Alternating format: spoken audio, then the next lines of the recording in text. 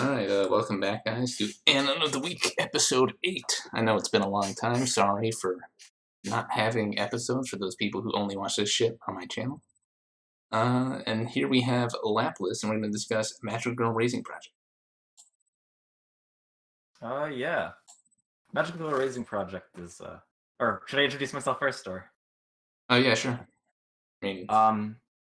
yeah, it just, whatever, it doesn't matter. Hey, what's there to introduce? Magical Girl Raising Project. It's, I feel like it's a very I guess obscure, anime or light novel series. It got an anime, I think it was 2015 or 2016, which covered the first light novel, and it was alright. What do you think of that? What do you think of the anime, Jeff? The anime itself? Definitely it's the weakest arc. It's kind of like how Overlord, the animated parts of it are the weakest books that they animated. And the first book is by far the least interesting. And they just improve over time. Yeah, I 100% agree. Which light novel is your favorite? I like Joker's a lot. Oh, Joker's is very good. I also think Restart. Go ahead. Restart's very good as well. Yeah, that's what I was also gonna say. Yeah, Restart and Joker's are like the best. It was like, it's weird, right? Because the even numbered light novels are the ones that I like a lot, and the odd ones are a little iffy for me. But should we? I guess we'll just spoil. Should we spoil? I'd rather not. I don't know. I mean, the problem is a lot of people haven't heard of this series, and it's really good, and you want to read it not spoiled. I think we can just talk about mainly in a more general sense why it's good. Okay. So, if anyone hasn't seen the first anime, it's sort of like a battle royale sort of thing where there's a bunch of magical girls and they're killing each other to be the final survivor. Kind of like that old movie. And it's sort of just like a gritty, sort of edgy, nonsense anime. But the later novels, they sort of they take on a more Game of Thrones style, where there's like these different political factions and plots and people going at each other, and the action's really well written, and like the contrast between magical girl powers and like extreme violence is funny. Yeah. Well, yeah. Lizard Overlord asks, it's a Magical Girl Raising Project. The anime only has one season. It's the weakest arc, but there's a bunch of light novels. And definitely read those light novels, especially the second and the fourth. Both fantastic. And one thing, I just want to talk about the second one a little bit. I'll try not to spoil. So the second one is called Magical Girl Raising Project Restart. And it's... I feel like it does it kind of like rides Sword Art's thing. Like it does the virtual reality thing. I guess. I mean, yeah, it's sort of a cliche. Yeah, they like using that trope for a while now. Sound made it really big. But it sort of becomes like not even a point of the story. Like it's basically pointless that they're in a virtual setting. Well, I personally like that they're kind of in the virtual setting because you get the interactions outside of the universe and within the universe, and that's one thing that I think Sword Art did very wrong, personally. By the way, check out that new anime, GGO Alternative. Very nice. Oh, It's actually not garbage, I oh promise. no. Please no. It's trash, but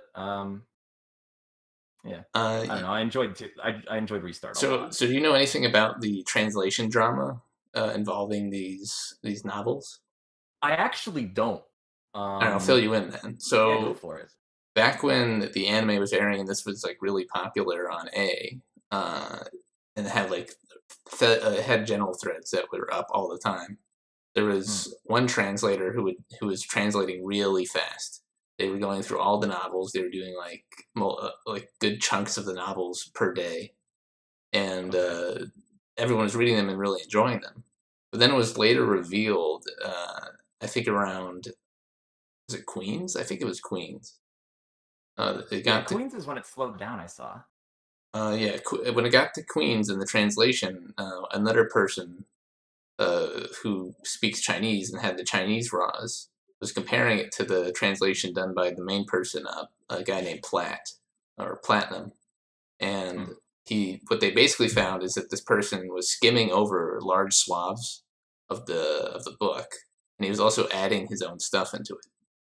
So there are a lot of lines he skipped over, and then like some character interactions and other things that he added onto it. Hmm. Um, That's weird. Why would they do that? What's yeah, I know, right? I And guess if you want to do low effort, but like, what's the point? Why even try? You're not getting paid for it, well, right? yes, well that's the problem. He wasn't Uh, saying, okay, I'm just doing like paraphrases of these chapters, like quick speed translations, and I'll touch them up later. That's what he did. He didn't say that. He was trying to pass it off as like these uh, completely legitimate translations. And that's what pissed a bunch of people off and basically destroyed the interest in the series for a while. Is people couldn't trust those translations, and then they had to like retranslate from the start. And I think they have the translators who have picked it up after that have now caught up, I think, and they're on to Breakers. I think it's the latest series. Uh, Breakers? Okay. yeah, Yeah, I know. It's Queens, and then it's Breakers, or is it just? I Is think there another so. between that? I don't know. I haven't. I need to catch up on them. I think the translations finally caught up and are not done by some fan fiction writer. So I will actually catch up now. But I think the main appeal is sort of the contrast of the setting between like the magical girl aesthetic and how they kind of twisted um, the idea of the magical girl being more like an evil vampire being than some sort of uh, nice hero of justice. Yeah, I mean, that I feel like it's kind of common now in the magical girl genre that they're Uh, doing the well, flip. that it's edgy, yeah, but not that they're Yeah. making it so that the magical girls themselves are like fighting and are evil themselves. I think that's Oh actually yeah. pretty untouched, and that's like a ton of that in these books. Yeah. Who's your actually? Who's your Favorite favorite character? villain? Oh, favorite villain? Yeah, that's what I because we were just talking about villains. Why not villains? Uh, is Piffle a villain? Uh, yeah, Yeah.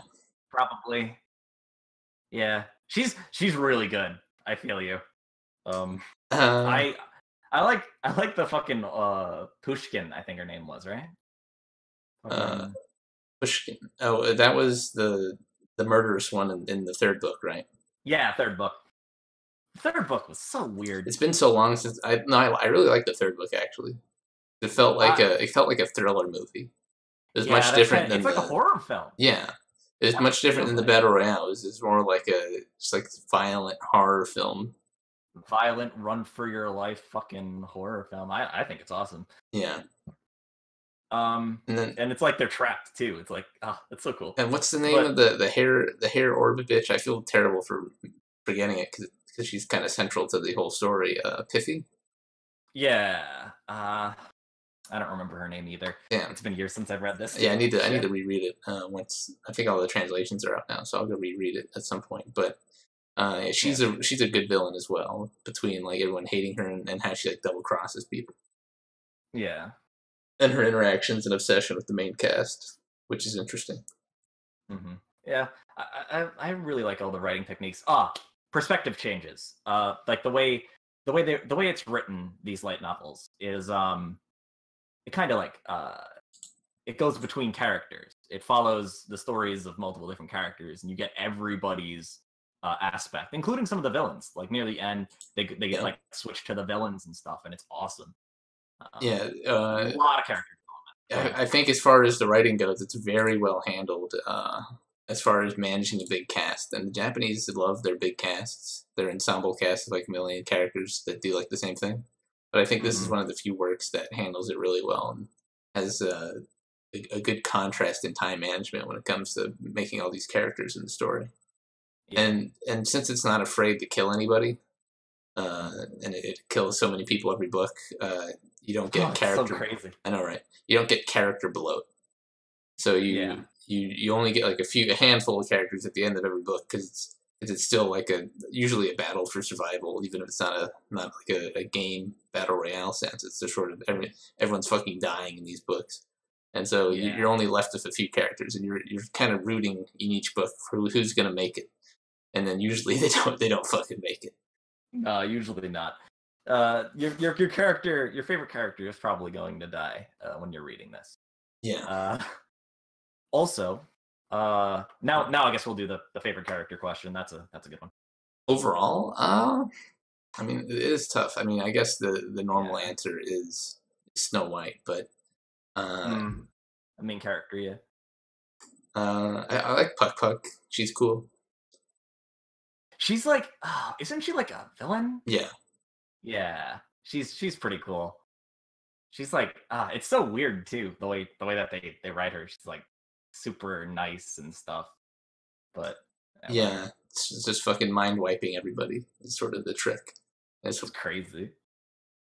yeah, they Um, go really overboard with like the mind Powers. wiping shit in this. Oh yeah. The powers that these magical girls have are akin to something that you'd see in like Boku no Hero. It's fucking absurd. Um Well, some of them get useless powers, and then some of them basically are fucking untouchable and killable. yeah, the most useless power is running on rainbows, right, Jeff? Oh, it's such a useless power. uh, anyway, uh I guess you have anything else on Magical Girl Raising Project? um, I don't know if there's gonna be a second season because the first season didn't do too well. I think the light novels are already promoted, unless they want to do another season for more promotion. But the thing is, like, Restart is sort of retreading the first season, kind of, and like Yeah, kinda. just kind of doing it in a better way, like just improving on what the mistakes were. Yeah. Um, and I feel like it only really starts picking up the third book, where things start like going about the sort of the magical girl world and all these people that are in it fighting each other for various reasons. Yeah, basically, yeah, it goes to like the big. It's essentially opens the world up. It's Yeah, to like fucking conspiracies and factions, and it's almost it almost gets political at points, it doesn't it? does. Yeah, and it's so weird, but I love the sort of the contrast, the idea of all uh, these people who were just you know teenagers, and then they were forced to follow in the stupid anime plot of becoming a magic girl, but then they end up being like these battling immortal factions of evil people. Yeah, and then you got the man-made magical girls in the best book. I'm not gonna mention it. Uh, so good, so cool. A lot of fun. But yeah, I kind of wish that it would get another anime so that it wouldn't get more publicity. But as you said, the anime didn't do too good. Um, Anybody having trouble with the stream? Have a little bit of a warning message, but I don't think anybody's said F yet. yeah, looks all right. Okay. Read Siege. Um, Siege is the best manga. I don't know about that. I don't know. I'm not brushed up on my Siege lore. I got to read Loki again. I mean, it's okay if frames are dying. It's just my little face freak here. As long as the audio's not dying, it doesn't really matter. Yeah, I guess. Uh, Um, so have you watching anything this season? Sadly, I've kind of dropped out of anime. recently of recent months, I should say. Real life has kind of been getting it. But IRL, but I what mean, are you it's just watching? 20 minutes a week or 20 minutes an episode. Anybody could Yeah. watch it. Very, I don't know. Nothing's catching my interest, man. I don't know. There's Like, some good shows this season. There's Hisone Tommaso Time, which is written by Okada. I'm sure you've heard of her at this point. yeah. Mary Okada in her goofy dramatic plots, but I think she got reined in by the director, and it's sort of this very well animated action series about fighter pilots who are actually piloting like transforming dragons. It's kind of like classical style. It feels like a Okay. show from the 90s. It's pretty interesting. That's interesting. Yeah, Hisone Tommaso Time. I'll put it in chat, I guess. Yeah, put that in chat. So like feel that. That sounds funny. And then there's the thing I had in the opening of the stream, which was what's it called? Last Period, which is just sort of a comedy anime, but it's sort of more aware than I've seen any Japanese comedy in a long time, and it's like making fun of the industry and various recent happenings. Like they had a whole episode about the Kimono Friends drama, and then they had like an episode. Oh my god, that's such a tragedy, man. Oh yeah. I assume you. I mean, what did you think of that? The Kimono Friends drama. Yeah. Yeah, it's basically, let's say it's like if George Lucas made Star Wars, and then Century Fox completely destroyed him from ever being able to make Star Wars again. And like it's like they make Episode 4, and then they just fire George Lucas. It's basically what happened. And that basically is. And the funny part is they almost actually did that to George Lucas. Like they made him pay millions of dollars of fines and tried to tank his movie just because he wouldn't cut to their stupid unions and guilds and shit. Didn't know about that. That's interesting. Yeah. I guess a lot goes. Well, I mean, I know about some of the things that go on with the new Star Wars movies, but we can save that. We can talk about that later, I guess. But this anime Last Period, it just sort of has a lot of referential humor inside baseball. Like I think the last episode that aired today, it was like making fun of Android phones versus Apple phones and shit like that. That's funny. And that's pretty innocent. Yeah. And then it had a whole episode that was like making fun of the Kimono Friends drama. That's funny. It was so blatant. It was utterly blatant. And then they had another episode where the entire Higurashi cast showed up as like a cameo. What the fuck? I know, right? That's awesome. God, it's sleeper hit of the season. Oh, that's okay. That's Last Period, right? Yeah, Last Period. All right. I'm gonna put that down too. God damn it! You're giving me anime to watch. I know, right? I'm sorry. And then there's Toji no Miko, which one's that? It's 2 core. It was running since last season, but it's a show about like these sort of like a magical girl show where these women are like trained as like samurai and then they have to fight monsters. But then there's a lot of like infighting and there's this whole conspiracy angle, and it's sort of like the first season is kind of like Jason Bourne shit, and then the second season is more like end of the world, like Avengers style conflict. And it's just gotten really interesting, and the characters, they're all pretty, the characterization has like a nice ensemble cast, and the action and sword fighting is pretty cool in it. So okay, that's Toji no Miko. Okay. And then besides that, I'm just watching the normal, the more trashy anime this season, which I always watch, which are like the Kirara Kirara magazine shit. You know what I'm talking about? I actually don't know that. What? Like Kirinero Mosaic, Is the Order a Rabbit? All those shows. They're all made by like the same people. Okay. Yeah, no, I really am just New Game. That. New Game. Slow Start. Yeah, the one I'm watching, the one for this season is Comic Girls. That one, it's funny. I mean, they're all basically the same, and I just watch them because I like that sort of thing. I've always been a soul boy. Yeah, if it's comfy, it's comfy, you know. Yeah, I dropped the Manchu just because they they added a male character to what was otherwise a Yuri show. I'm like, triggered, and so I dropped the Manchu.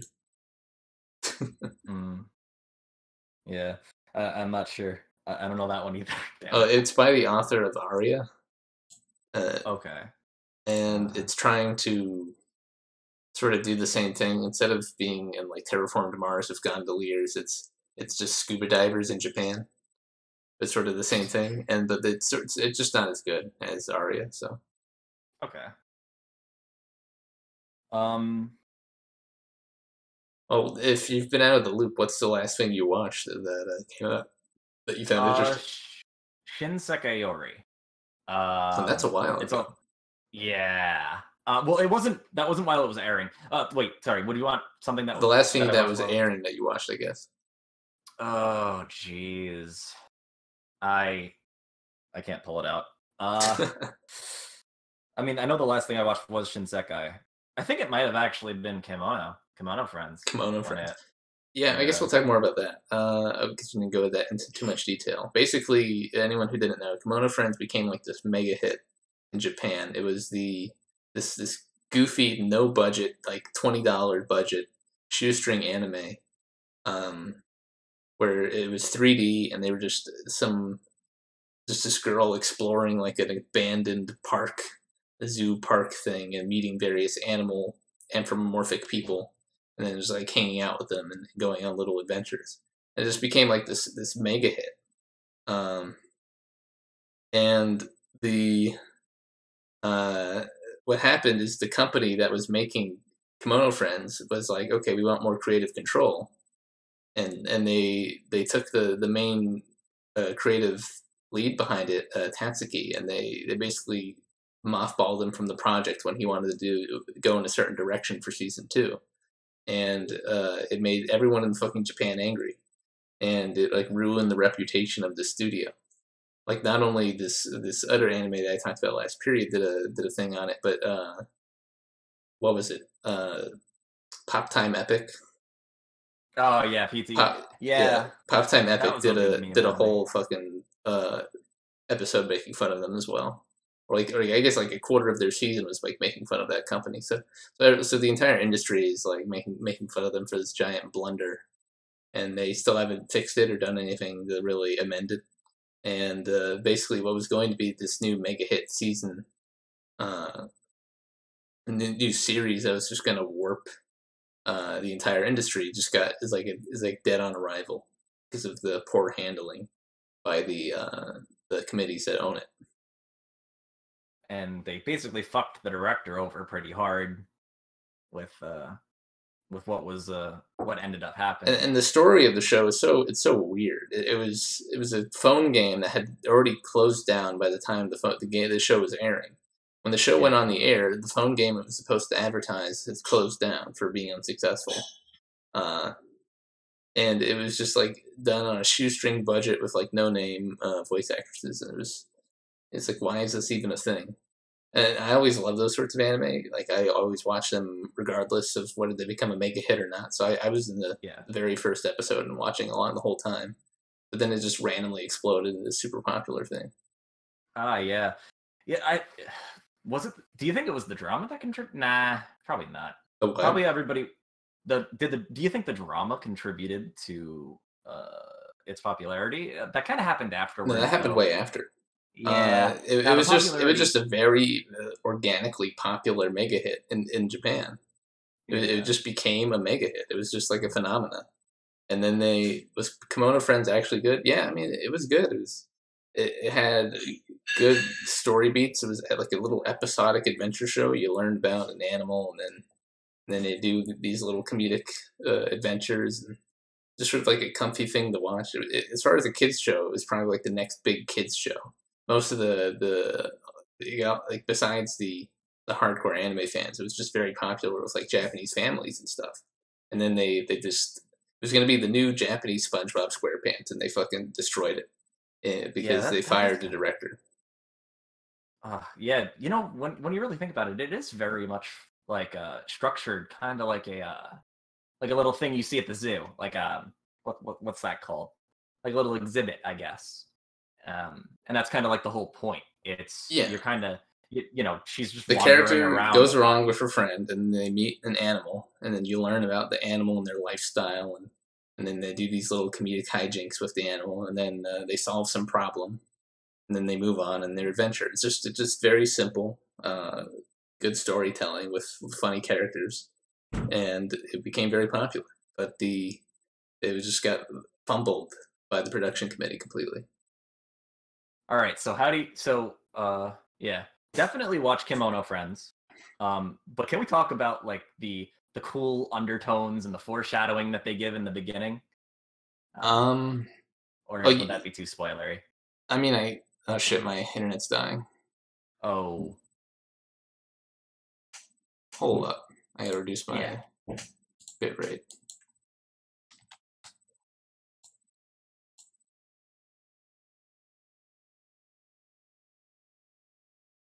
Are we back? We back, boys? Refresh, please. Yeah, hit that good refresh. For some reason, my browser's not working right now. Fuck. Whatever. I guess I just won't be able to see chat. I could put it on my phone, I guess.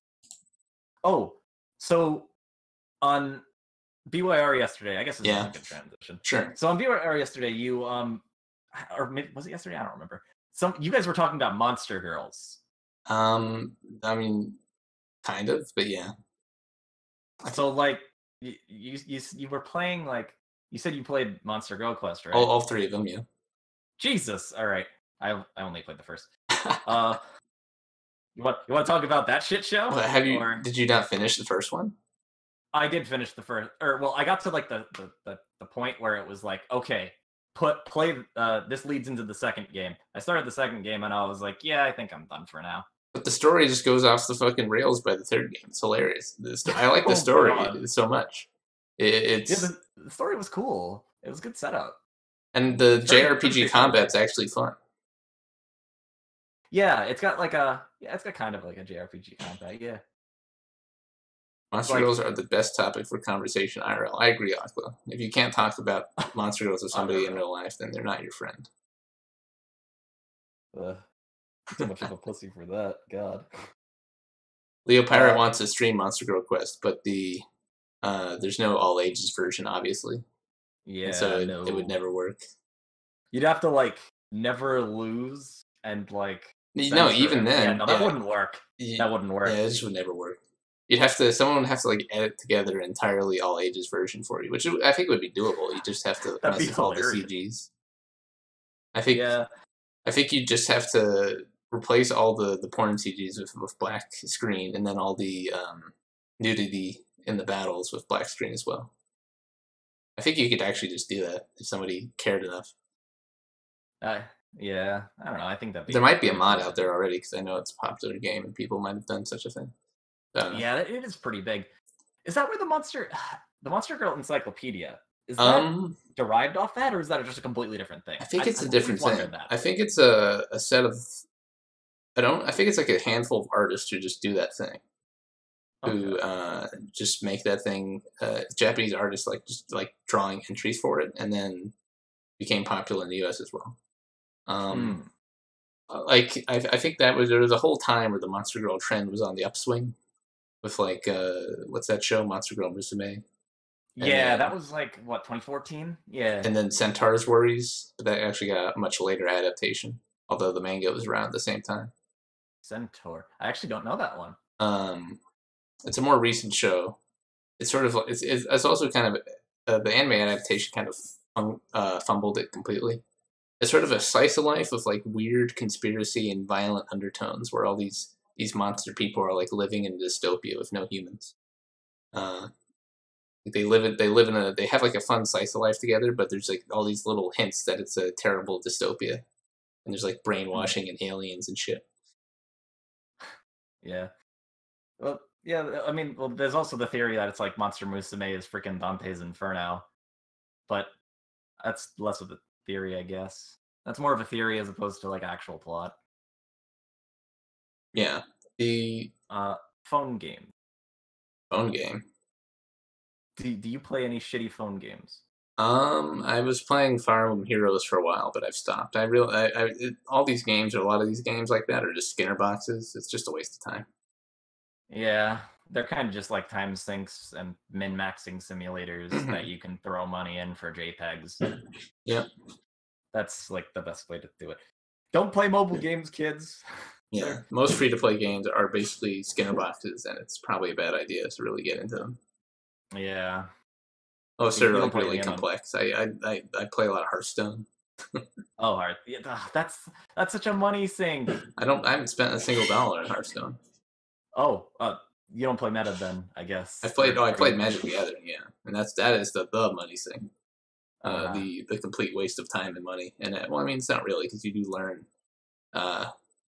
like trading practices and EV and like gambling stuff. And yeah, and then it kind of teaches you how to see a value to everything, and yeah, it really turns you kind of into a business person. I wasn't. it turns into a little gambler. Yeah, it's basically legal gambling for children.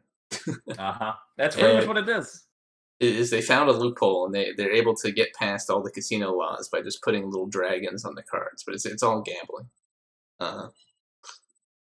Yeah, it's super expensive too. Yeah, Jeez. I still have a collection that I could probably sell for a good chunk of change at any point. Yeah, that makes sense. As long as the cards depreciate value depending on what it is. But yeah, I bought a modern deck. I bought into modern, not standard. So yeah, I'm fine. Although some of my deck's been like falling out of tier 2 into the bottom of tier 3 and into the top of tier 3 instead. I'm like, but that's the thing. You can also just use your deck to play and win cash money prizes. I was doing free rolling and had like, I never spent a cent on playing actual events just because I had a good enough win rate. Oh, that's great. Yeah, and I did the same on Magic Online, but isn't that like but that's also kind of expensive. You kind of have to. Oh, you have to buy separately for Magic too. Online, but it is cheaper. It is cheaper to buy in Magic Online than it is paper. And if as far as like cashing out, it's also much easier because you can sell all your cards instantly to a card bot. So you can cash in and out very easily. And for the people who like make Magic their job and they just grind besides going like Grand Prix and stuff once they get really good.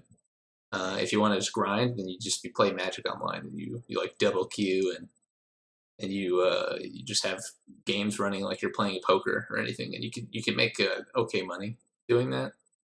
Pretty good. Like I was grinding standard for a while, and I made like minimum wage a day, and then I cashed out and put in the crypto, and then my crypto crashed. I'm like, well, whatever. Wasn't that much. Ah, shit. So now now I have some crypto bags I'm waiting on, but that's okay. Yeah, it'll probably bounce back, and then it's gonna bounce down again. It's very it's a very volatile market. Yeah, cryptocurrency. Be careful when you're investing in that. My brother lost some money to it too. We went 50-50, but he reimbursed me because he kind of like coerced me into it. But yeah, don't get into crypto. You can get right now at least. Now we're still at a low point for a lot of the altcoins. If you find their projects promising, if it's pretty low price point, you can buy in. Yeah, it is kind of in the low end. It depends on what coin. Obviously, it depends per coin. But if you see a decent project now, there's going to be another influx and spike of money and things going into crypto. So investing now is still fine. Like it's not a giant industry still. Do you consume any American media these days? I occasionally go to the movie theater with my family. That's about it. Okay. And then like I'll watch like a movie on Netflix once in a blue moon. That's about all. Or like pirate something. Yeah. So I've kind of like looked into some American stuff. Mr. Robot's pretty fun. Mr. Robot. Yeah. It's kind of like a funky thriller that takes a little while to get going. Has a lot of bad aspects, but it has a lot of good aspects too. If you're into tech and you're into like weird I saw some stuff from Mr. Robot, and they're talking about like KDE and Linux environments. I'm like, wow, this is actually written by a nerd. Yep, it's that's pretty much like one of the best parts of it. Everything is correct. Everything's like cybersecurity. So I remember and, watching like fucking some sort of crime thriller, and they just have nonsense computer shit. I'm like, okay, what's going on God, here? that's pretty. It's That's like happening, the Mr. top. Robot. Oh yeah, they put fucking stale memes in there too. There's kind of some still. I don't know. It if there were any, I didn't notice it. I was kind of stoned when I watched the show, so I don't remember all of Fucking it. degenerate, Yeah, I'm a degenerate degenerate. stuff. I know. Yeah, it's okay. I'm a degenerate. Yeah, call me a faggot, whatever. Yeah, I hate all these fake nerdy shows like Silicon Valley. I mean, I guess Big Bang Theory is like the worst That's offender. the epitome. But all these shows that are written by like iMac touting Starbucks sitting college liberals who don't know a fucking thing about technology, and they're just like writing their what they approximate to be a nerd, because most of the nerds, the actual fucking nerds, aren't in these writing fucking halls in California writing this shit. Yeah. Oh, current event. Uh, There was a guy who was who did made the joke that was the shooting joke, the don't show up to the California something or other, a California college, because they were promoting the shitty art style of that oh, new. Caltech. Yeah, well, oh no, it was like a. Oh, CalArt. Oh, Yeah, Scrump. I think that was it. Leopard mentioned it in chat. Yeah, that one. Yeah, Scrum. Yeah, and he like that picture was pretty great. It had the stupid smile that's ruining cartoons essentially. Cartoons And then have he gone shot. to complete shit, I do say. Oh yeah, cartoons. It's sad, honestly. Like there were so many good I cartoons. mean, it's just Even it's in the same with all fucking media right now. yeah. Like, Well, maybe that's just because we're getting older. Who no, I knows? don't think so. I think if you look at video gaming, you had Oh all of these. It was a smaller hobby, but you had these companies that would now be considered like AAA in terms of relative size, and they were innovating. They were doing like interesting things mm, with these big budget games back in like 03, 04, back yeah. during that time. And now all the big money is in like EA Battle style shit, and it's terrible. And then or like UB. and a lot of the original developers from back in that day have been like relegated to doing stupid stuff like making map packs for Call of Duty and other things, and it's and all the indie developers, like none of them have any money, and the ones that do, they fumbled the project, and it's just like this giant gap of the mid range creative games. There's no like decent budget creative games being made, and so everything is just either a fucking trash pile early access thing, or it's like a AAA EA garbage pile. Yeah. Well, also Ubisoft is kind of amazing when it comes to that. It's like they make the same game but put different skins on it, as opposed to making actual, new IPs and stuff. They just go with the safe open world shit. And I think the open world meme needs to die as Yeah. soon as fucking possible, because I feel like it's almost ruining Yeah, gaming for us. basically all we have left in the West are like indie game makers on Steam making like garbage. And occasionally they'll make something decent, but then the money will run out and then they can't continue it, and then it'll just that's it, that's all you get. And then the AAA titles can't make fucking anything. And the Japanese have a bunch of mid-range developers still, and that's why they can make some fun games. Like Near Automata is a good Yes. example of a creative, decent budget game that's trying new things, and it's only made in Japan because the industry here is terrible in that regard in terms of providing that mid-market Yeah. offering. Automata was it kind of like they refined the first Nier and they made the combat like a lot better. I personally love the first Nier. First Nier is very, very good game. You should play it. Everyone should play it. Also, uh, 2017 was a good year for gaming, but 2018 I feel is not. Well, I mean, Like, at E3 all. is next week. We'll see. Yeah, it's I was true. We don't really know. telling ANCAP we should So far, I should say. we should do an E3 watch along stream along the whole thing. Ooh, that's fun. I think that would be funny. Yeah, Just I'm watch probably gonna do do that the soon. cringe compilations the whole time in real God, time, just to see all the stupid shit. Make it it watch it with some buddies, make it bearable. yeah, it's a good stream. Aqua, are they going to offer a separate, cheaper subscription for vanilla, or do you have to actually pay for vanilla subscription? I feel like they're probably gonna make you pay for it. Blizzard is a bunch of fucking Jews, and they'll take Yeah. all your money. I play Heroes of the Storm, and it's like, get the I loot also play Heroes boxes of the out of my Storm. I love fucking that game. face. Oh, it's a great game. A lot of I fun. mean, honestly, the micro, if you got in during 2.0, okay, if you got in at the ground floor, you probably got fucked. But if you got in during 2.0, it's basically the most generous MOBA out there besides Dota. Uh, Yeah, cause it's I very got one of those giant bundles. I was completely new to the game, and I was able to unlock tons more characters, and I quite like that game. yeah. Yeah, I'll Uh, invite you to a server. You play with anyone, or do you solo queue? oh, I I hope have not. some people I play with. Yeah, Okay, good. I You wish ever there was solo double queue? queuing for ranked in that game. I'd play ranked a lot more if there was. Hmm. Yeah. But there's only team cube, and I know if I go into team queue, it'll be like 5-man tryhards doing gay shit, and I don't have Yeah. 5 people who want to play. I only have like a handful. Yeah.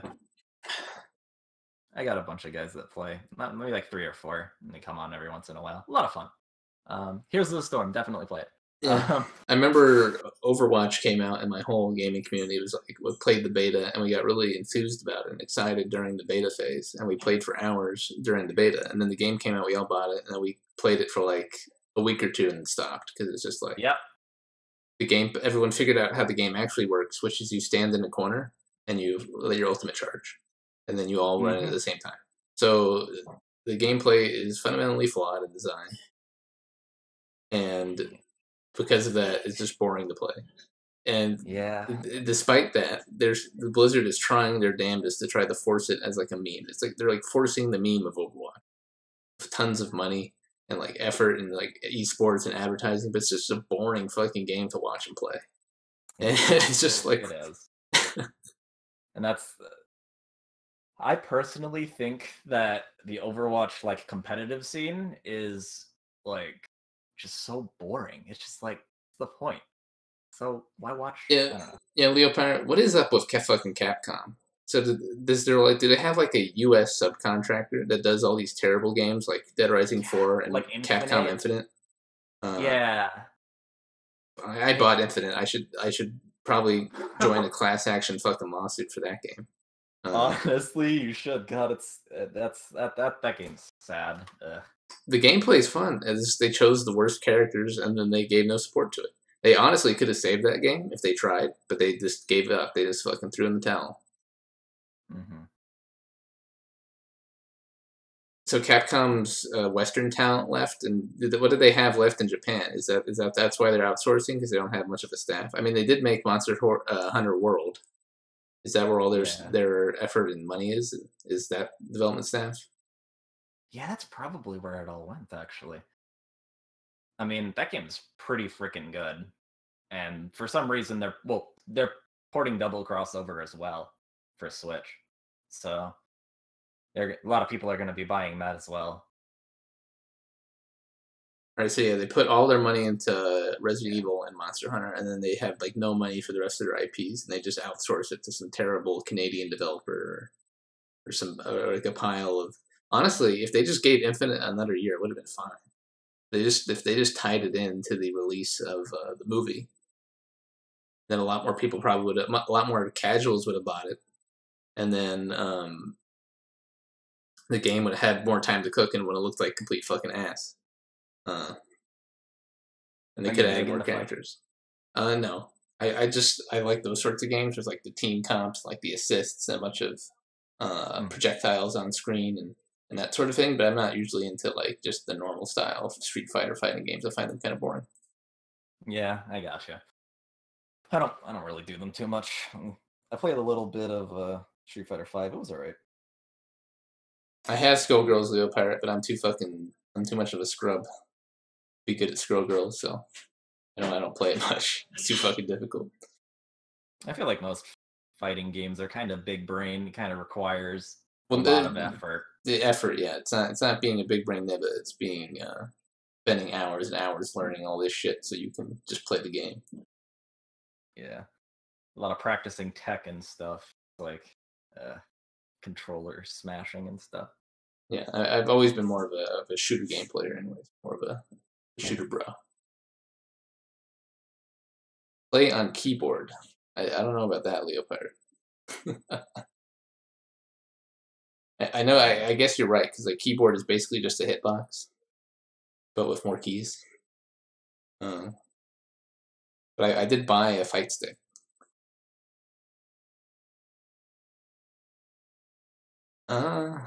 One See. thing about I guess I can go back to Magical Girl Raising Project for a Sure. second. It's the art style. What do you think of that? It looks very like I don't know. I think the art style is kind of funky. Well, I mean, that's just the artist they have. I don't mind it. They do a good variety of the art style for the various characters. So, Mhm. what are you talking about, Carnivore? I played fucking Dwarf Fortress. Yeah, like Dwarf I played Dwarf Fortress Adventure Mode in mud. I'm no I'm not fucking kitty. I'm no Xbox kitty Carnivore. I just don't play fighting games that well because I'm bad at them. Yeah, I'm pretty bad first too.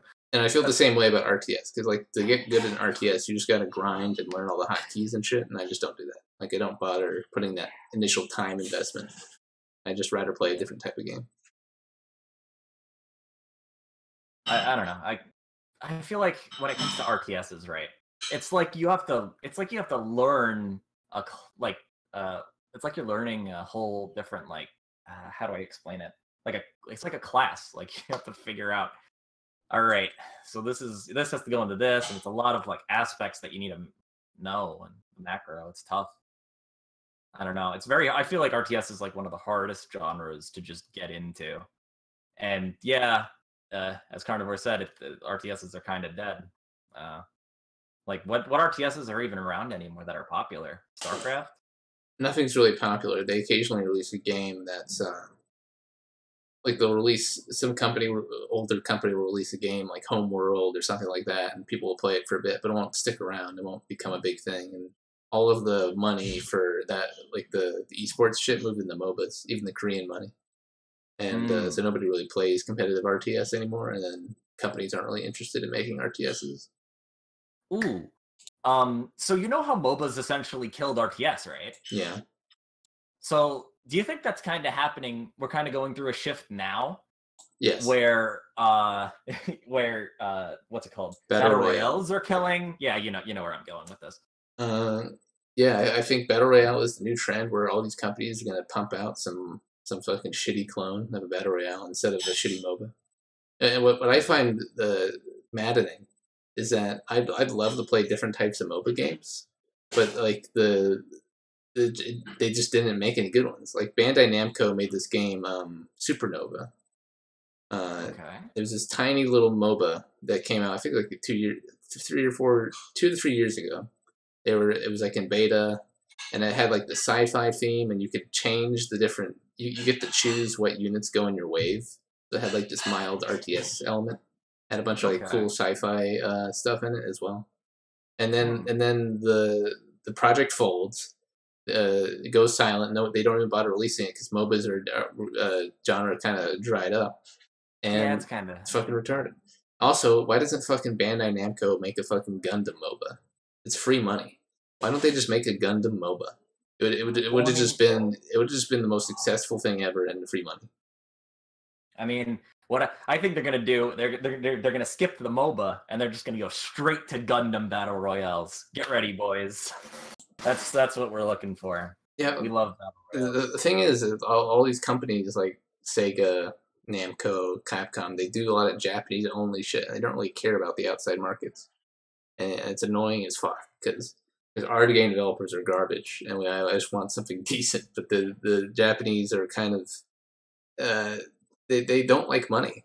They just don't. Like there's so many things in anime and video games that they could be making a lot more money. Just doing more of a broader audience thing. Well, they don't even have to change the games or gameplay. They just have to like make a localization patch and then just put it out there. Like it's gotten so bad that like people, programmers, and then like translators are just making their own translation patches and supporting them for years just to play these games because the fucking companies won't do it. Like, what are you doing, company? That's weird. Usually when a translation patch is made, people usually the developers look and see. They're like, oh hey, there's interest in this on the West. Let's port it, like they did with Danganronpa. Yeah, that's a thing. Like Phantasy Star Online 2 came out years ago. Oh my god, I played that game for fucking years. And they had a translation patch that's still maintained, and there's like dozens of people who play it from the US using a VPN, and they pay money. And I guarantee if that, like, even that old game, even original Phantasy Star Online 2 with none of the like expansions and shit, that would probably outcompete like half the shitty free-to-play MMOs on the market. Yeah, probably. And same thing with Dragon's Dogma Online. That also has like a translation patch. Yeah. And Monster Hunter also has a MMO that I feel like a lot of Monster Hunter fans would be interested in. They got like Tom Fuzz, they got like a special exclusive weapon, and it's kind of cool. But PSO2, so like you don't even need a VPN to play that game. You can just fucking play it. And I think you need a VPN to sign up though. What game? PSO. A Phantasy Star Online 2? Yeah, you do need a VPN to. Well, actually, no. What they did is they blacklisted certain ISPs from the US. Yeah. And one of my old ISPs got blacklisted, and I just didn't give enough of a fuck to run it for VPN. Okay, that makes sense. Yeah, but if I have a new ISP now, so I could probably play it fine. I just haven't gotten back into it. Yeah, I don't know. I feel like the content there's like really, really long content droughts, and that's like one of the things that kills MOBAs. I mean, not MOBAs. Sorry, kills MMOs for me. It's just like such a long content drought, and that's why I quit FF14. That game, don't play that game. That game, very grindy, but PSO is a very enjoyable experience.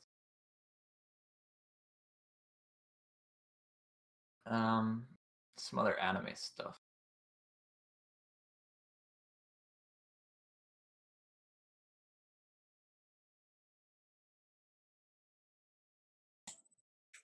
Ooh, MMO are the Skinner box. That's true, yeah. Like all the MMOs, it's filling a bar.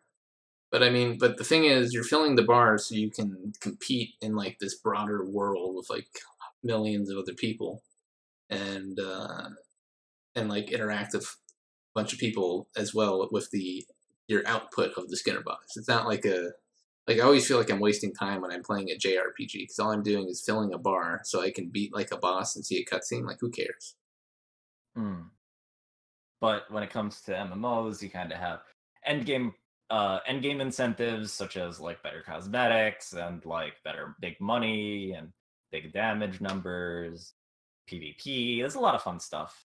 Yeah, it's a lot more social. There's this whole aspect of help, like contributing to your MMO community with your whatever fucking effort you put in. That's like a big old group. Have you played any Korean MMOs? Like I played a lot of the free to play ones. Like we played and the social in quotes in chat. It is fucking social. I know it doesn't sound like it to you normies, but it is a social experience. Well, I mean, I feel like a lot of people these days kind of like solo play. Well, yeah, they've certainly sort of reduced and lambasted the social aspect of MMOs recently, and tried to make it a lot more solo friendly instead of forcing you to like party up and like cooperate, which is the part I always loved about MMOs. Like Dungeons and Dragons Online. Have you ever played that game? It's like I have not. Is that it's like old. an actual MMO? Yeah, it's very old. But the game basically everything is a little dungeon. Everything has like you had to go on a quest with a few people. You got to like clear this dungeon. There's like traps and puzzles, and that's like every quest in the game. There's no like grinding boars. Everything is a fucking dungeon all the way through 20 levels and like dozens and dozens of quests. And it forces you to party. It forces you to learn stuff. You got to have a rogue on hand so you can like disable some traps, and Oh, that's cool. It was such a refreshing experience, but the game just like they didn't advertise. Even after they went free to play, they just did not do the advertisement needed to get like the big player numbers they needed to really grow. And the graphics Yeah, were pretty old, so a lot of people got turned off by that. that'd be cool if they like remade it or something. But yeah, Give it some new you life. can just like D&D, you can multi-class. You can do like one Ooh, level of like all 20 classes. wait, what? Your That's so your fucking character weird. would be completely fucking gimped, but you could do that. Yeah, You can do you could do whatever. fucking Yeah, anything you want. it's like they use the same sort of system from 3.5 edition. You can do a bunch of fucking cool shit, but it's just the people didn't like. They just didn't advertise. It just became an old game, and I don't know why. It didn't lift off. It didn't become a big thing. Yeah, dang. Yeah, hopefully they maybe one day they'll bring it back. Who Guild knows? Wars 2. Guild Wars 2 is the most fucking casual MMO ever. Yeah, I've heard a lot of good things about it, but My friend was I literally haven't making gotten me play into it like 3 days ago, and it's just like it's just grinding done. It makes grinding like a really relaxing and easy experience, but it's like there's it. nothing else. It's just you're walking around, you're just grinding stuff and getting little cosmetics for your character and doing weird quests like feeding rabbits and shit. Hmm. It's just like a it's like what if you just took WoW gameplay and you tried this WoW questing gameplay and you tried to stretch that out to like 200 hours. That's that doesn't sound very good. Yeah. I enjoy what they did for And there's no FF14 and multi-classing, which is fucking gay. uh yeah. Uh I like what they did with when it comes to MMOs that take you straight to level cap with quests, like FF14 and MapleStory 2 does this as well. Uh they it's just all quests and then you hit level cap and then you can do all the fun end game stuff almost immediately and then you just start grinding for gear with dungeons and stuff. Pretty fun. uh, Yeah, I think I don't know if Guild Wars really has such a giant end game. They have PvP, but it's hmm. just like the leveling is so it's tedious. Yeah, when it feels, you see, when it feels tedious is the problem because if you're not feeling, if it's not like a pain in the ass and if it's just like chill, then it's like, you can go through this grind. But if you're feeling, fatigued or stuff like that, it's like a I mean, they try really hard to make it feel nice, but it's such like you don't care about the story. You don't care about like what you're doing. You're just filling bars, and and they do a lot of like quality of life things to try to make you want to fill these bars, but they just don't have an interesting angle on it. It's just the game that's so old and the style of gameplay it's so overdone. yeah. It's it's kind of been moving away from that, I feel, but I don't know. Open I world wouldn't. armored core. Never gonna happen. I actually don't know Armored Core. It's a mech game from Software. I thought Hmm. with a bunch of like mech customization and stuff. There's a few games like that, like Chrome Hounds back on the Hmm. 360, and yeah, mech games are also a genre that just got no fucking support. Sadly, like all the Mech Warrior games have been trash since since the first original few games that were good. Yeah, there's a Mech Warrior MMO, isn't there? Oh well, no, yeah, you can download Mech Warrior online on Steam, but it's just like the developers are shitty Jews, and like the game's Uh, like eh. have you played any Warframe? Um, I I played a little bit of it, but I just didn't like it that much. Yeah, I feel it's not for everyone. I personally just like the movement. It just feels good to play, and they don't try and Jew you. Uh, I don't know. It's nice developers. Yeah, Um, Armored spent 400 hours Armored Core 4.5 beating Japanese kids online. Well, that sounds like fun, but I wish they would just make another game, another mech customization game. I used to play Cosmic Break. It was like a free to play like anime mech game on the PC. Hmm. And it was really pay to win, but I like that aspect because you could outplay people because it was a shooter game, and they could have like this overpowered, super retarded pay to win unit, and you can have like a shitty little goblin unit, and you just like back whack them and beat them up, and they feel like emasculated. You just outplay. That's an amazing feeling. That's like the only good thing about pay to win. Yeah. So I don't mind pay to outplaying win as long as they give you something to let you be skilled. So that's actually kind of why I like playing Hearthstone, is because I play like I could play like a budget version of a deck and outskill some wallet warrior or something. Yep. That's good feeling. Hearthstone. I wonder how the Hearthstone meta is now. Talking about that would probably be boring though. I'll talk about it if you want. I mean, yeah, I'm down. Fuck it. The current meta is what's the most overpowered deck? Let me think. It's kind of a rock paper scissors meta. You got Shutterwalk Control, which is a shaman deck that like wins in one turn by playing a bunch of. Shutterwalk's a card. Have you read the recent set? Do you know much about it? I have not actually. The last set that I was in was the Everybody Dies one. Everybody Dies. Oh, Lich King.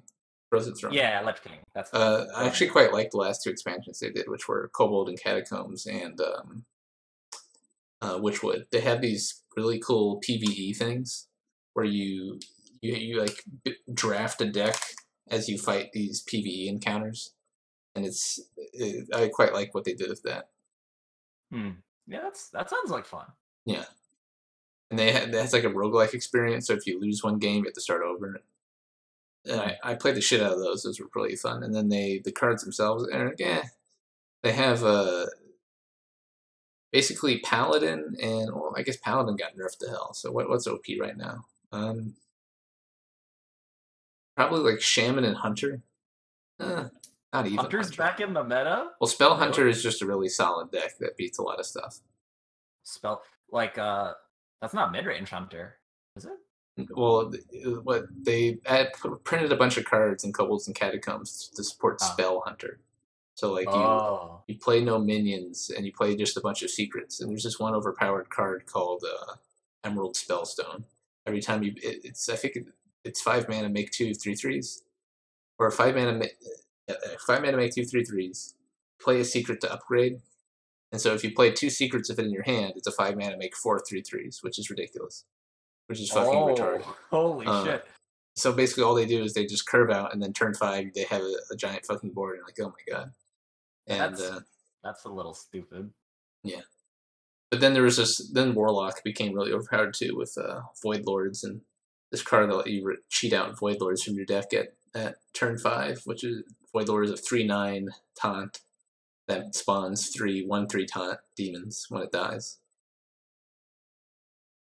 That's and that's not fun. Yeah, so you basically, and then there's you use the Gul'dan Death Knight, keep reviving the Void Lords and shit, and so no one can ever attack you, and it's hilarious. And then they nerfed that deck, and now on Warlock, I still play Warlock though. I play even Warlock. They added these cards that give you improved hero powers for using all odd or all even cards. Oh, that's interesting. Yeah, if you use all even, you get a 1 cost hero power, and if you use all odd, you get the improved version, like the Justicar improved version. Yeah, I gotcha. I know that one. So yeah, you play even Warlock, and then you can do turn 3 Mountain Giant if you have the coin in your hand. It's fucking hilarious. I remember when Zoo was good. Zoo's fine still. Was fun. But it's no longer. It's still fine. It's not no longer the dominant thing. How's Quest Mage doing? It's dead. They got rid of Ice Block. No. I all my cards I invested in like Freeze Mage and Quest Mage and that sort of shit, and then they made Ice Block in Wild only, and now I can't play any fucking Control Mage, and I just want to fucking kill myself because that's the only thing I love playing. Yeah, I have all the Control Mage cards. And do you craft after they rotate out, or do you? I did. Do you keep them? When I wanted to play Standard for Kobold and Catacombs, I crafted a bunch of my old wild cards and then crafted the OP Warlock deck, and I had a lot of fun with that. Okay. Yep.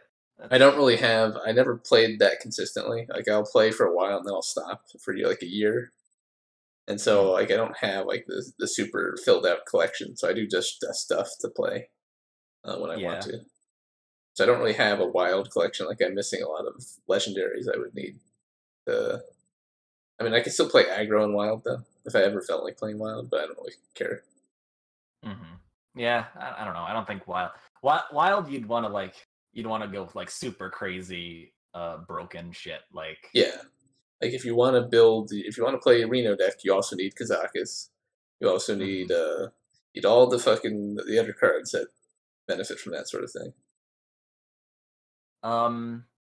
Have you ever heard of Duelist? Dulyst. I think I tried playing that for like a little bit, and then I stopped.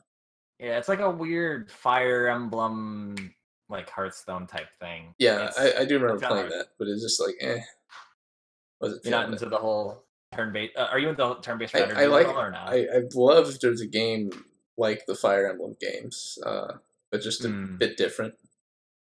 There's just something missing.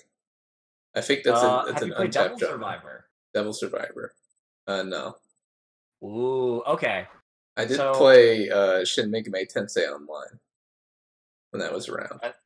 SMT. I've never. What the hell? They had there was a by Area Games. There was it was a Japanese MMO, and they ported it over, and it was free to play. Shin Megami Tensei Online. You had like skill. It was kind of like Mambi Agi combat. If you ever played that game. Mabi. Okay, yeah. The combat was kind of like that, where there's like combos, you could dodge shit, and like everything did a ton of damage. And then you could capture demons and fuse them, just like in Persona and shit, which is really cool. Yeah, that's like an SMT. That's a big SMT thing. So like imagine that mechanic, but you have the turn-based strategy of Fire Emblem as well. Yeah, that's what Devil Survivor is. And Devil Survivor is an absurdly difficult game. So if you're looking for a challenge, go play Devil Survivor. A lot of fun. It's a Fire Emblem meets SMT essentially. Have I played Valkyria Chronicles? Yeah, I actually got the Steam version. I just haven't finished it yet because I often can't poop suck single player games. I have trouble really devoting my time to single player games because I feel like it's a waste. The single player. Do you think the single player game market's kind of dying? I think that's also true. It's just the consumer tastes of like the hardcore consumers and the casual consumers are different now.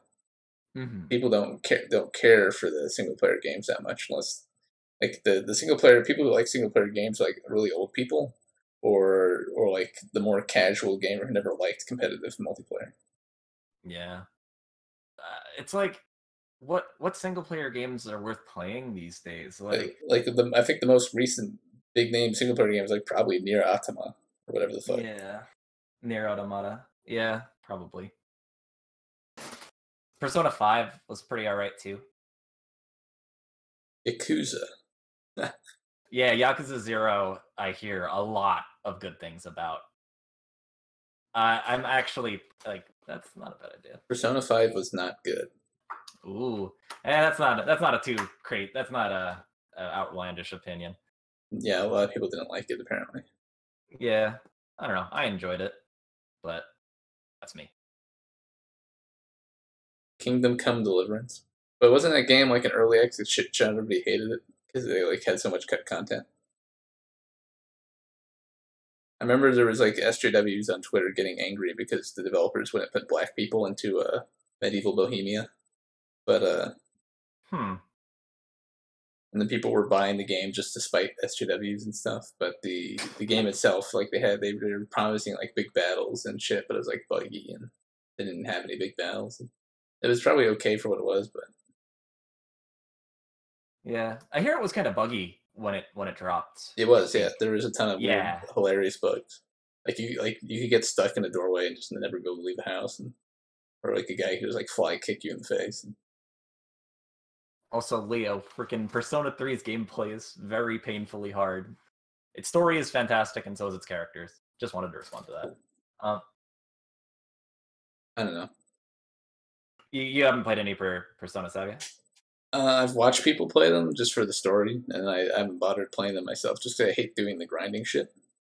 Yeah. I hate grinding single player games. I just can never stand it. Like I remember when I was younger, I tried to get into like a Final Fantasy game on like my Game Boy and shit. And I'm like, why the fuck am I grinding? This isn't fun. And I would just like drop it and play something else. Odin Sphere. Now that's a good game. You gotta. Fucking fatless. Dominions 5. I play the shit out of Dominions. I am a Dominions guy. Ooh, what's Dominions? It's an autistic as fuck 4X game set in a fantasy world where you have like a bunch of magic and weird shit going on.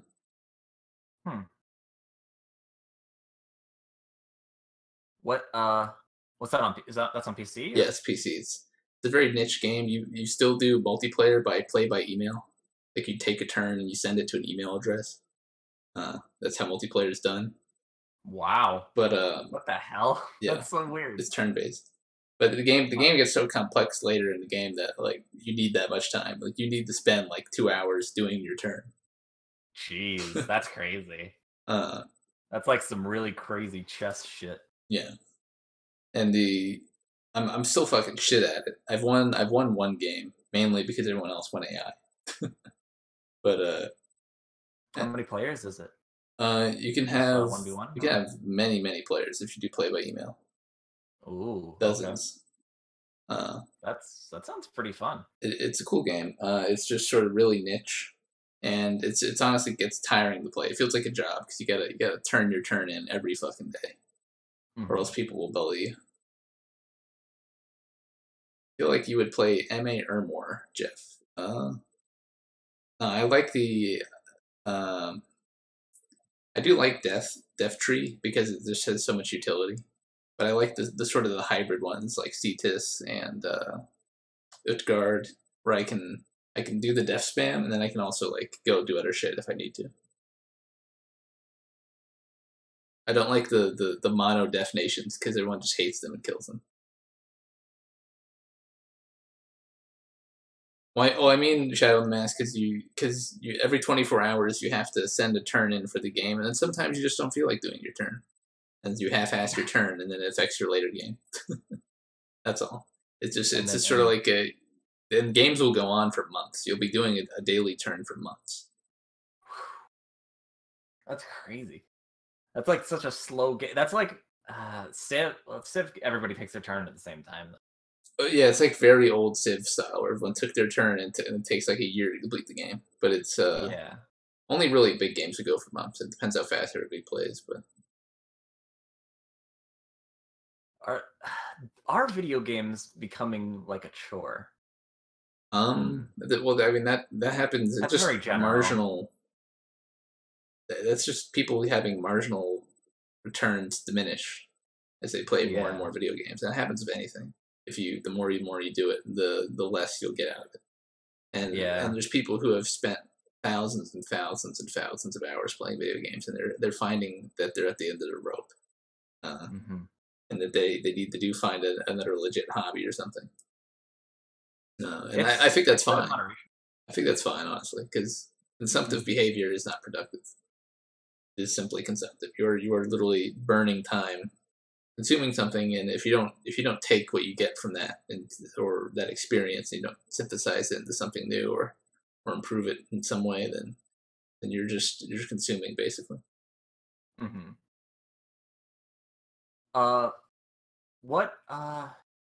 What is the most hours you've spent on a game? Do you know?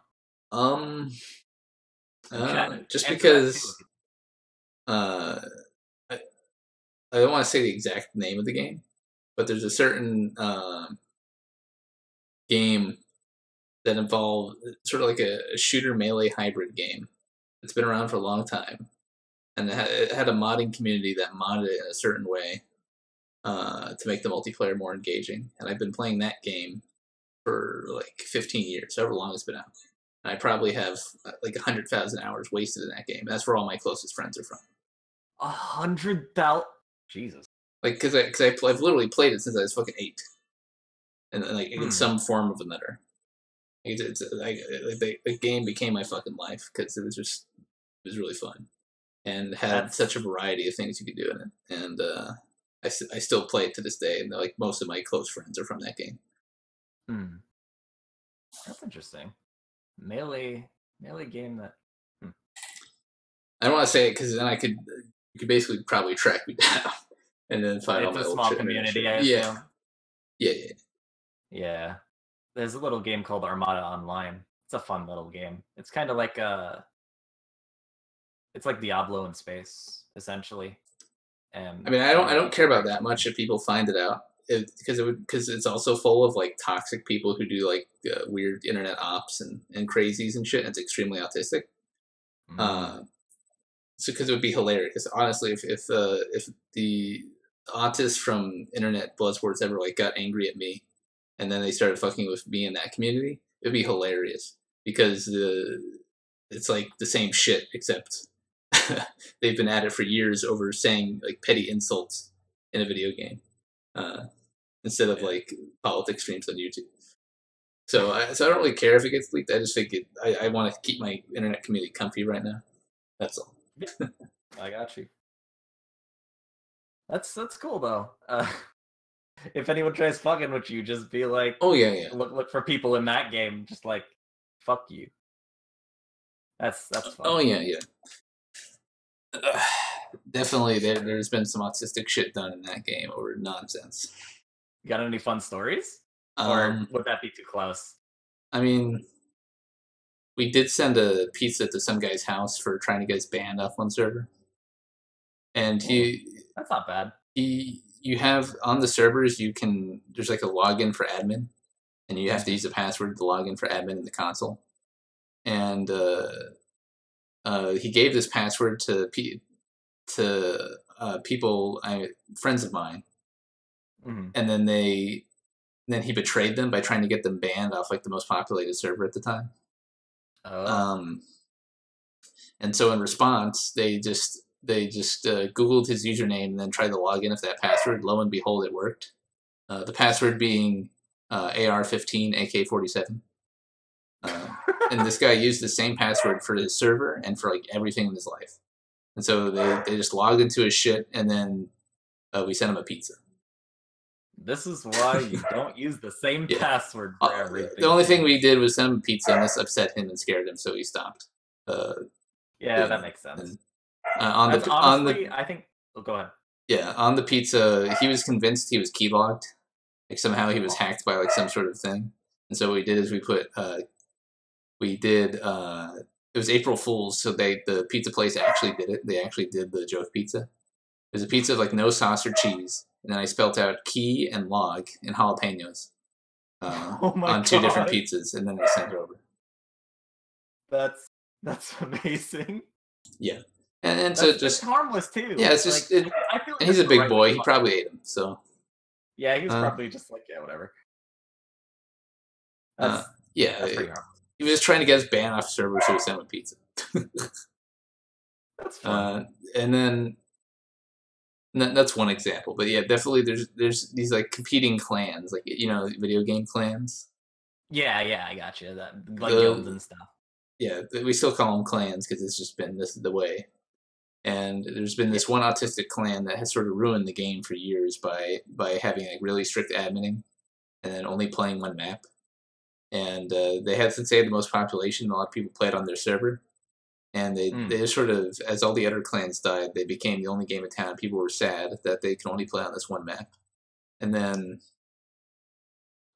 basically our clan started competing with them, and then the developers and shit started trying to fuck with us. Like because we were like being toxic. Oh, we're a toxic internet racists. Toxic. We don't care about we don't care about being nice on the internet. And so they tried to delist us from the master server list. And this caused a lot of drama. Basically got the entire community on our side. And then now we have the most populated servers in the game, and the old clan that used to be cancer is now like dead.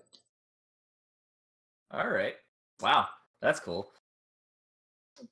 kind of similar to certain events that taken place earlier. It's an action game, Carnivore. Uh, but yeah, basically it's just like everything over time it turns into a hug box, and people like split up and live in their ivory towers, and then people get into shit flinging fights over it. You crash someone's funeral in the game. No, there's no funerals. It's literally just an action game with a server chat. That's all it is. It's like a shooter game, and there's a That's a server chat. nice old meme. The do you know about the World of Warcraft funeral? Oh yeah, I remember. I know all Yeah, that shit. fun stuff. It's just a round based action game, and there's a chat, and like yeah, there's no voice chat, so everybody types in the chat all the time. That's where a lot of the shit posting goes on, and it's just there's a lot of internet drama over clans and running servers. And, oh, you banned me off this server, so now I'm gonna get you taken off the list, and it's just retarded shit, and just that's just average in internet communities that have been around a long time. Yeah, it's pretty. When it comes to internet communities, the pettiest little thing will get people at each other's throats because there's not much of a connection. You're not going to be as nice to someone that doesn't have a face as just like a bunch of words or a stupid screen name. And you just go whatever. Who cares? I feel like that's kind of like what's going on. Exactly. The so many ops run, so many little dramas between clans, and weird shit like people pretending to be women and catfishing. Oh god, I was on this server once. That was it was a Discord server for a Korean game that's being ported to America soon. Yeah, and it's they were bragging about how hard they catfished some other guy, and I'm just like, why would you brag about that? That's something you just don't talk about. That's just something you do. I know, right? It's just something you do. Are we talking about Bless Online? Oh god, that's a dumb. That looks so bad. Holy shit. Yeah, Bless fucking Online. You can edit an INI file and give yourself God mode and shit. It's hilarious. What a shit show. Best MMO. Yeah, what a shit show. That's the right way to describe it. I was trying out Dauntless. There's like a free to play Monster Hunter clone. Yeah, I hear it's good. It's fine. It's just the same shit. It's like Phantasy Star Online if they didn't have anything beside boss fights. And I think they needed something else to keep it fresh.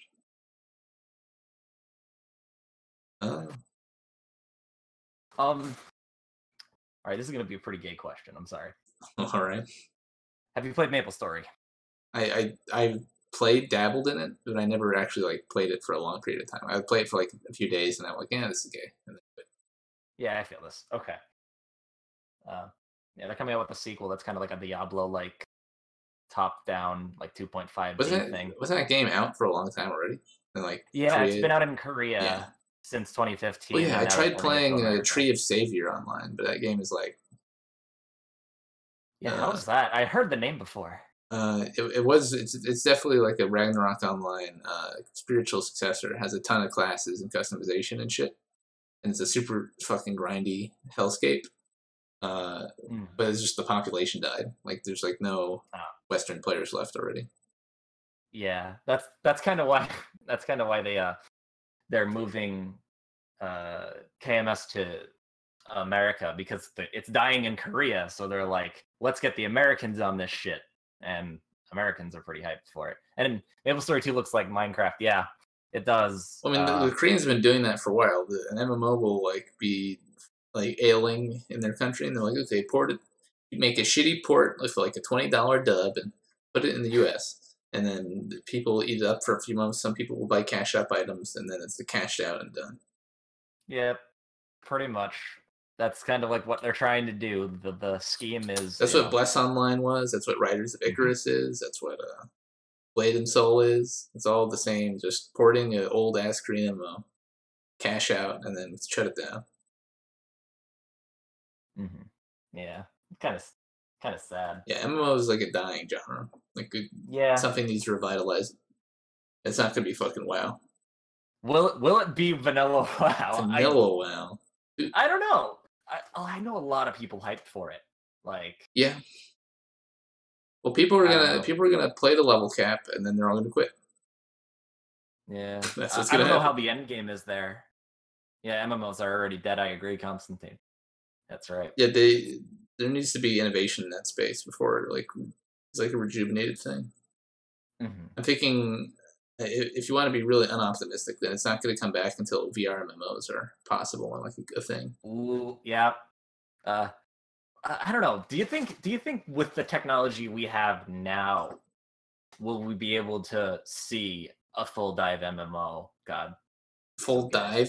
You mean like Overlord type of shit, Essentially, yeah. I was where thinking, more sword art.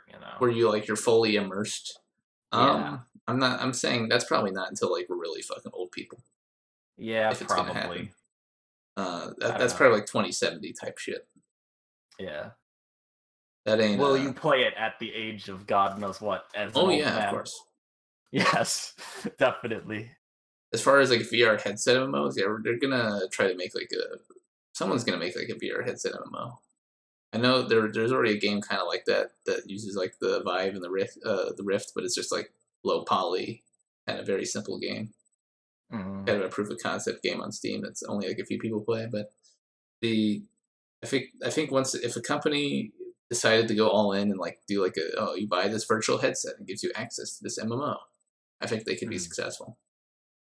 Yeah, I do think they were kind of right in the whole department over there. There was like uh the buying a headset for MMOs. Yeah, that's probably gonna work. Yeah. Elite Dangerous. You know what that is? Is that the VR MMO Oh, you're that talking? no, that's just like a spaceship fighter game, and also Oh, okay. vaporware, kind of like Star Citizen, Okay. Yeah. fucking scam Citizen. And like my friend like spent like $100 on it. He's like, oh, it's gonna be so good, and then they released like the multiplayer patch, and it's so boring. There's nothing to do. And he's like, fuck, I want a refund. That sucks. Yeah, that's kind of like, No Man's Sky. It's like, everybody, it's not everybody, but there were a lot of really hyped people and they spent a lot of money on that fucking initial big thing Yeah, and they just got fucked so hard. Constantine spent $500 on scam Citizen. Oh my god. Oh my god. That's a tragedy, man. Well, maybe you'll have your return on investment in like 2030. Maybe when they update it. Hey, apparently No Man's Sky's getting updates, right? They tried to fix No Man's Sky, funnily enough, but like there's no reason to because their PR is so terrible that it's like no one's gonna buy that fucking game. Yeah. The the only person that's going to tell you to play No Man's Sky is if they've fallen for the scam already. Yeah, the thing about Star Citizen is they've never outlaid any plans on how to make like a world, a multiplayer world where people are going to be engaged and like doing shit forever. And basically, what they'd have to do to make people stay is they have to make Eve Online. You got to make Oh guilds, yeah. you got to make player economy, and you got to make zones of control. And so, Mhm. since they didn't plan or have any of this in the works, like people are going to be like, "Oh, this is a nice spaceship," and they're going to leave. They don't. If there's nothing for people to compete over, people just fucking leave. Like I remember the same thing happened to Puzzle Pirates. Remember that game? Puzzle Pirates. I Puzzle actually Pirates. not. I Uh, did not. it was a game way back when where you're basically you cooperate on a pirate ship MMO. It's like 2D, like cutesy Hmm. graphics, and then to complete various tasks like bilging the hull and sailing and carpentry, fixing the holes in the ship, or shooting cannons, or for sword fighting. You just do these little puzzles, like balloon Hmm. breaks and like these little puzzle mini games. And it was And just it's like multiplayer. it was multiplayer, yeah. And Yeah. and you all cooperate on these puzzles, or you fight other people in like a Street Fighter puzzle fighter type of deal, or and it was just this fun thing. And then they introduced gambling. Um, well, before that, you could buy your own ship in your house, and people were having like these big faction battles and shit. But then they Oh, introduced that's fun. they introduced poker with the currency. So then all anyone did was play poker and buy everything out. because Oh, it was more just efficient to became play poker. poker than it was to run your ship around. Aw, that stinks. I What know, an right? awful way for an MMO to die. Yeah, like Ugh. everyone was having fun, like raiding things with their ship, and then people would just grind poker all day, and then they would just buy out the entire island, and and then nobody That's wanted so to use their ships anymore. It was fucking hilarious. Oh, that sounds like a fun little concept. They should like. It I was a hope cool someone game like concept. revisits it. Oh yeah, I wish that game came back on mobile. It would be the best fucking mobile game. Ooh, You're okay. just hanging out on your little pirate mobile ship, and between breaks, you do your little bilging puzzle, and maybe you'll fight some shit while your other crew members can pick up the slack. You have to get away from your phone. It would be like the perfect mobile game, but the developers, I don't think they do anything with it anymore. Yeah, that really does sound like a great concept for a mobile game, and that could make money too. Yeah, but it's just a graveyard of creativity, and gaming in the West is fucking dead. Oh man, gaming in the West is really tragic. I can't wait for the post-mortem stream in a week. Oh my god. Watching E3. Yeah, What a you guys time to better be stream alive. that. Oh yeah, I want it. Yeah, I think what we probably end up doing is have maybe like a little sliver of the video playing with like lower audio, so we don't get Mhm. like completely torn off the YouTubes. We might just like Yeah, stream it and then have like people watch along with us. or yeah, maybe like a visual, like a small visual box on the side, and then like Yeah. the Google Hangout stuff in the middle. You know, that sounds like fun. I'd watch that. Um, E3's the 14th? No, I think it is. Or 11th. yeah, I think it's 11. Death Stranding. What do you think of that? Leo Do you think Pirate it's gonna says be? it's going to be terrible, but it's. I mean, it's Kojima, and he has fuck you money. Yeah, Sony gave Kojima fuck you money. So you're right. It could be terrible, but he could pull it off. He could make a fucking avant-garde, revolutionary super game with yeah. Sony's fuck you money. You see, the thing about It will either Kojima be is that terrible or it'll be amazing. yes, I agree. But the thing about Kojima is that every project that he's been a part of, he's been limited. But with this, he's essentially got everything he needs. Chinese David Cage. Cage. That's great. I gotta use that. I'm stealing that, Leo. Thank you. Holy shit, I gotta tell my friends about that one. Yeah, my friend, huge Metal Gear fan, he says like, oh, Kojima is it's gonna be very wild. I can definitely he can definitely say that. It's gonna be I wild. mean, yeah, here's the thing. This is Kojima with no fucking rails and infinite money. And it could just turn into a giant trash fire. You're right, Leo. It could just be Yeah. complete nonsense. But if anyone could make a fucking, at the very least, it will be interesting, even if it's a complete fucking trash fire. Yeah. I'm just a little sad. Do you know who Swery52 is? I don't know. Oh, okay. Do you know Lollipop Chainsaw? I've heard of that game. Yeah. Okay. The guy who develops that game loves ridiculous bullshit, and I would just love to see him in a position. I just love to see Swery in a position what Kojima's in now, where he has full creative control. It'd just be a fucking mess. This was the man who said that he really wanted to make this game. It's about a girl who masturbates to solve crime, to solve investigation. Wait, what? Yeah, that's actually something that he came up with. He said, but they denied it. They said, no, that's too raunchy. You can't have that. I don't remember what it was called, but it had like a name and everything. I can't remember what it was fucking called though. But he'd make some shit like, yeah, thank you, Deadly Premonition. Deadly Premonition. What a fucking meme game that was. Have you played it? It's so good. I watched somebody play through it because it was funny. Yeah, that makes sense. Watching it is probably the best way to do it. The early game is painfully slow, and it like hurts. The game physically hurts to play. Have you made an egg sandwich? Fucking. FK in the coffee. The game is so quotable. I love it. Yeah, I think the voice actors for the dub were having fun. Yeah, no, they had a fucking great time dubbing that game.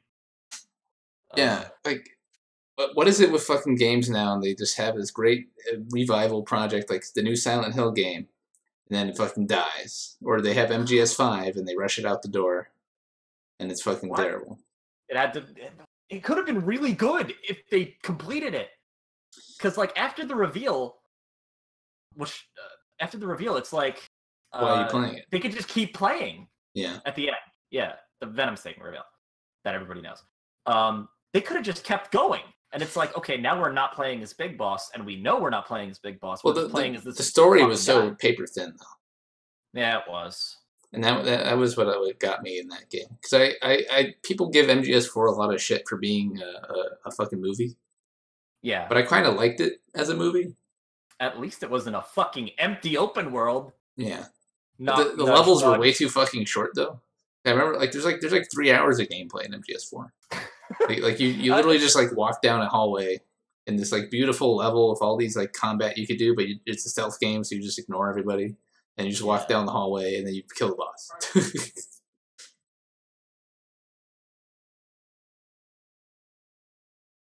I'll be back in a second.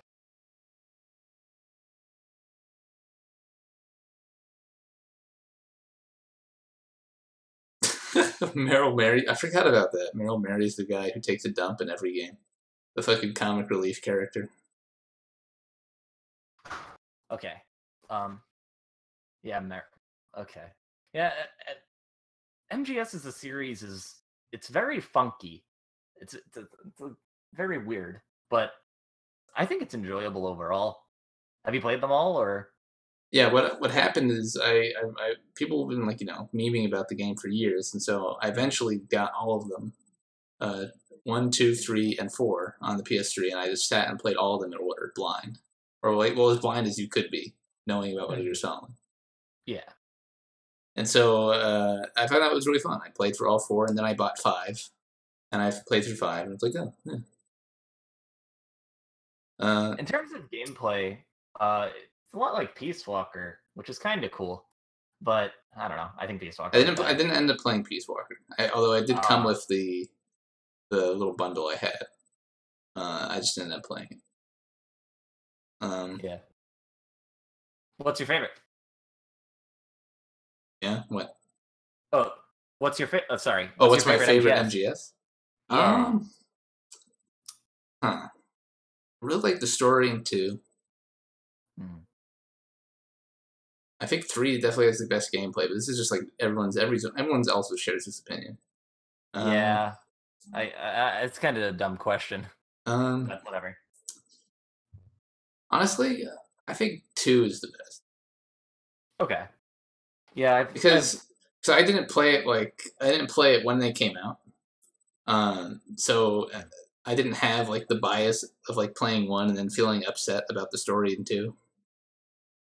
I just played them all in order, and I think 2 is like when the setting is at its best. When the sort of the Kojima wackiness is hilarious and intriguing enough, along with actually interesting, all together with decent gameplay. Yeah, I love the detail that he puts into, especially 3 and 2. He puts a lot of detail into like the background stuff. Like you could just walk around and interact with shit and see a bunch of cool little Easter eggs, like in pretty much every level. Like, I don't know. 3 is a great game, but the story is much more straightforward than the other games. Yeah, it is it's pretty linear. I got you. Which is because it seems like a 70s action movie, which is sort of what it's going for. Mm-hmm. But I think it's not as good as the other ones, which are more like based around like the terrorist conspiracies and all that shit. Mm-hmm. You really should play Peace Walker, though. Peace Walker is really nice. I don't know. After playing all 4 of them in 5, I was like, yeah, I don't really care. I'm done. I gotcha. I played through all of them. MGS. Yeah.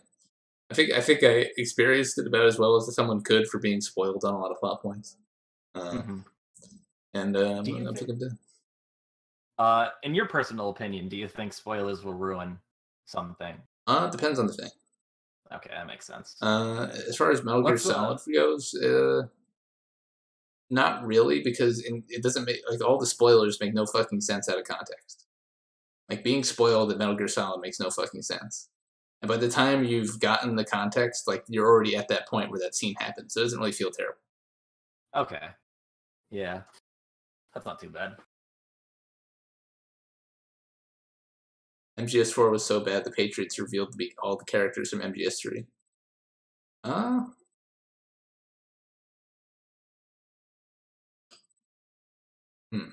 I don't know. I don't know how I feel about all that. Like, the Zero shit being a traitor from the start. Does feel like it was tacked on. But I guess, did they get more into that in the Peace Walker? It's been a long time since I played Peace Walker, so honestly, I don't remember. It's been I played that back on the PSP. Jesus. I wish my memory was a little better. And what's fucking retarded is how MGS5's like story is basically only exists in response to Kojima filling in a plot hole that he retroactively made by making the ending of MGS4. Yeah. Okay. Yeah, that makes sense. By having, you know, a certain man come back at the end of the game. Well, I guess who cares about spoiling it? Having the boss come back at the end of the game, which he didn't need to do. Didn't need to do that at fucking all. But since he did that, he then had to make a reason. Like, wait a minute, isn't this person supposed to be killed way back in the first game, the very first 2D game? And then he had to make like MGS5, which is like a shitty story based around explaining this plot hole. Yep. And that was pretty much the biggest problem with the game, the fact that it just covered that plot hole. Though it is kind of cool. Like, I really do wish that they finished it, because if they had just worked a little bit more after that reveal and just kept on playing as Venom, and then like you get more, you could do a lot of cool things with that, I feel. But what I found, it would have worked if they went all the way to MGS1 where you get killed. that would you cool. literally get killed by Solid Snake. Yeah, that's probably what would happen. That's honestly probably what would happen. Like, the last mission would be that. Yeah, that would if they did that and they tied it all together, and I think, okay, and you can say MGS5 had a good story, but they didn't do that because they were focused on like the gameplay aspects and then all this, because Kojima, he goes on tangents too much.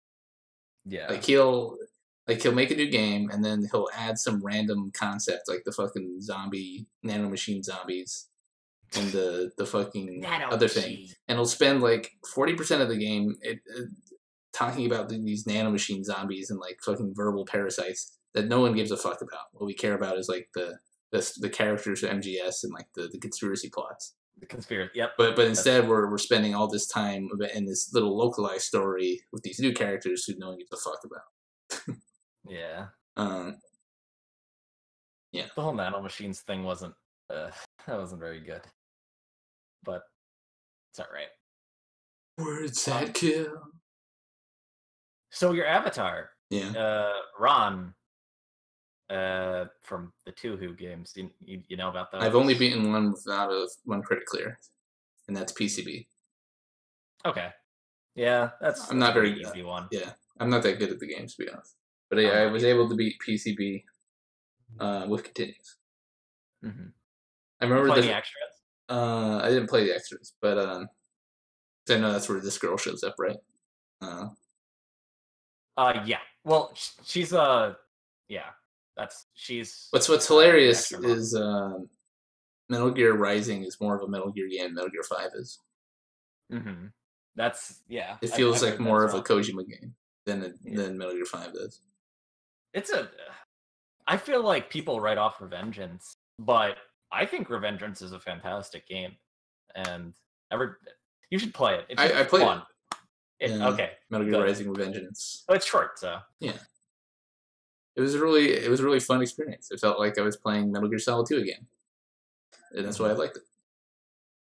Not because it was just right, but also because the story was fucking pants on heads retarded. Yeah, it really was. And everything was so over the top. Death Smiles is the that's a side scroll bullet hell, ain't it? Oh man, that was on the 360, isn't it? Jesus, that's an old one. I actually don't remember much about it. You ever heard of that one? Death Smiles? No. Okay. I'm not really that into bullet hell games, but I did like grinding one game, and if unless you're like a fucking expert at that style thing, you basically just grind the game and memorize the patterns. And, Yeah, that's kind of just how it works. but I felt accomplished after beating it, and I was gonna continue and like trying the 1cc it, but then like who cares? Yeah, I don't know. I love the extras. Like I'm just the big extra guy. I play every extra, but I've only beaten one or two. Well, I've beaten 16s and 10s with the stupid cheat. But If a cheat, well, you see, there's a glitch that basically makes a certain character absolutely broken, and it's just specifically for that stage. So if you basically balance your power to like 3 as opposed to 4, you do shitloads of damage, and it's great. You just destroy Suwako, and it's hilarious. oh, okay. Yep, that's the one. Mountain Figures. That man knows. Yeah, I beat PCB and I used the fuck did I use? Sayaka with the homing. Homing? Homing knives. Oh, homing knives. Homing Sakuya. knives. Sakuya. Yeah, the made from 6. Yeah. Funny how Toho 6 is just Toho 5 again. It is sort of true. It's like just go out. Like, okay, now the villain's made from the last game goes and kills another person for like the same fucking reason.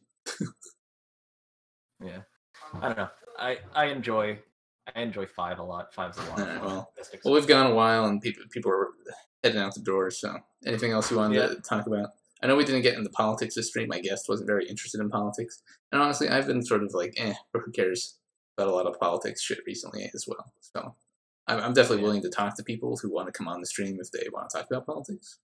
Oh, and in that vein, if there's anyone in the chat who wants to come on the stream, they do say so.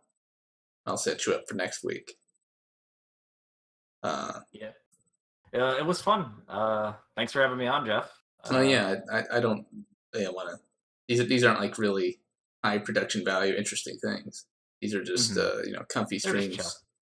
Interview somebody who shares the same interests, comes from the same corner of things, and because usually there's not much content related from that corner of things because of the whole we got to stay and you can't name fag. Name fag is evil, and I agree. Name fagging is evil and leads to name tagging itself isn't evil, but it's like the dark side. It's like the Star Wars and then dark side. If you name fag, it can lead to anger and hate, jealousy, and eventually getting doxxed and swatted. That's how the internet is. You can escalate like that. That's just how it is. So yeah, keep in mind, it's like you gotta be a fucking Jedi when you name fag. I guess that's a good way to put it. Have you ever heard the tragedy of Darth Wakim?